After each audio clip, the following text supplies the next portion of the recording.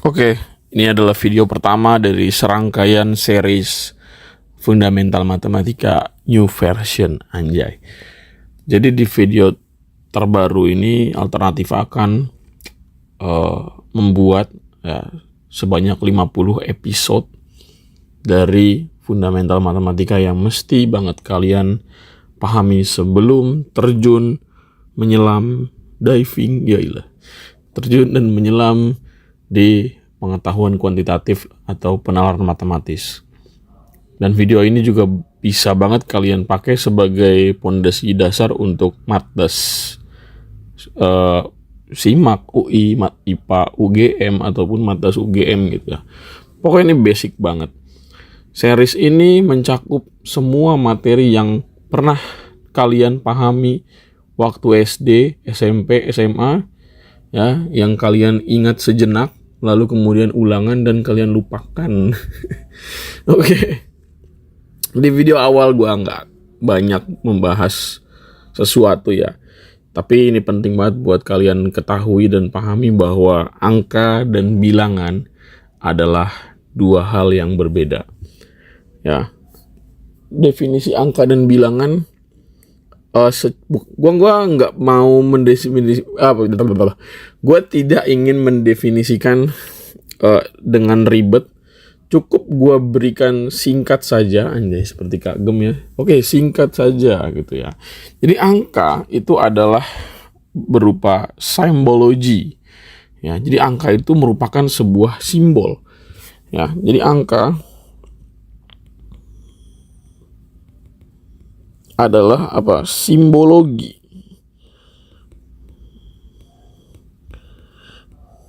Ya. Angka itu adalah sebuah simbologi. Simbologi dari apa? Simbologi dari yang kita sebut sebagai bilangan. Ya.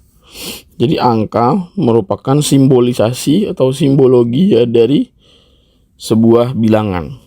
Angka yang berdiri sendiri tanpa suatu makna, ya dia hanya sekedar simbol. Ya, angka tanpa makna dan tanpa nilai itu hanya sebuah simbol. Misalkan ketika kita belajar berhitung waktu kita masih kecil, 1, 2, 3, 4, 5, 6, 7, 8, 9, dan 10.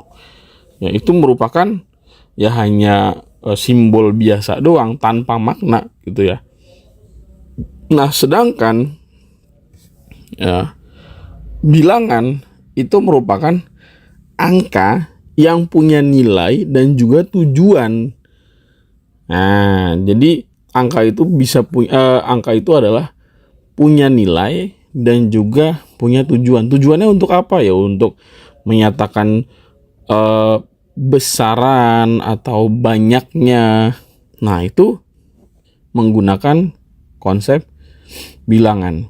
Kalau di bahasa Indonesia, angka dan bilangan ini kesamaannya sama kayak apa ya? Huruf dan kata. Jadi huruf itu kan simbol juga gitu kan.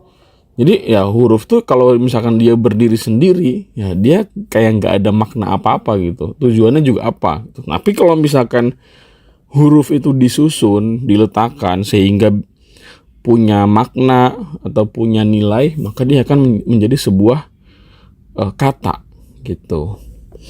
Ya, kedudukannya kira-kira kalau dalam bahasa Indonesia sama seperti itu, gitu ya.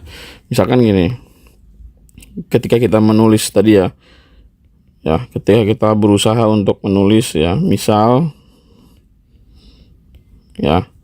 kita menulis 1, 2, 3, 4 dan seterusnya.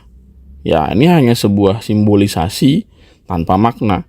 Tapi kalau misalkan bilangan, ya bilangan misalkan kita tulis 3 gitu ya, 3.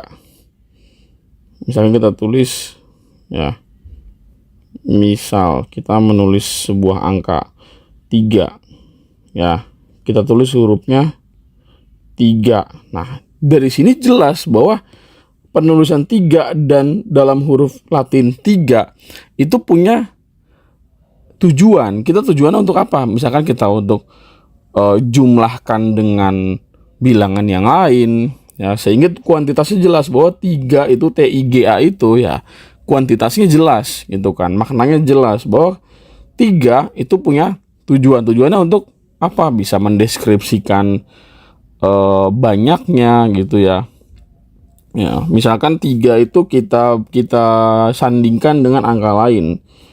Misal lagi kita menulisnya 1, 3. Nah, kita tulis sebagai 13.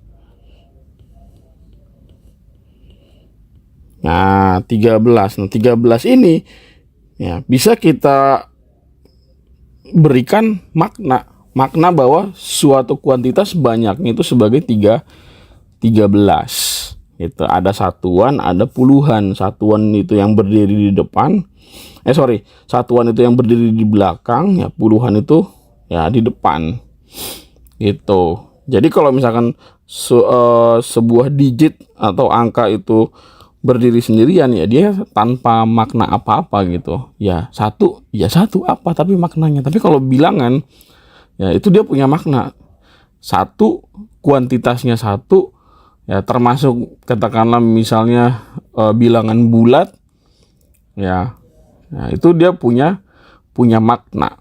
Tapi kalau misalkan angka gak punya makna apa-apa, makanya yang dikelompokkan jadi bilangan bulat, bilangan desimal, ya bilangan apalagi bilangan bentuk pecahan atau bilangan rasional gitu.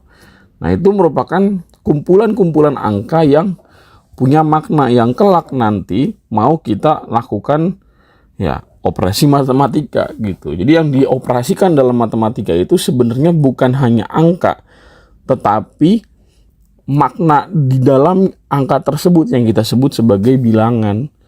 Ya, kalau kita cuman menulis misalnya angka 2 sama 0 tanpa pemaknaan apapun, apa artinya 2 sama 0? Nggak ada, dia hanya sekedar simbol aja.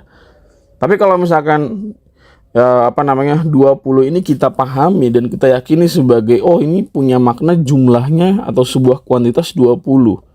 Lalu kemudian kita jumlahkan dengan 3 gitu. Ternyata ada kuantitas 20 yang ditambah dengan kuantitas 3. Jadi kuantitas keseluruhan berapa? Nah, itu. Ya, jadi ada 23 sebuah bilangan yang dihasilkan dari penjumlahan sebelumnya, yaitu 20 dan 3. Kayak gitu. Jadi ya angka itu simbologinya tanpa adanya makna. Sedangkan bilangan ya dia ada maknanya.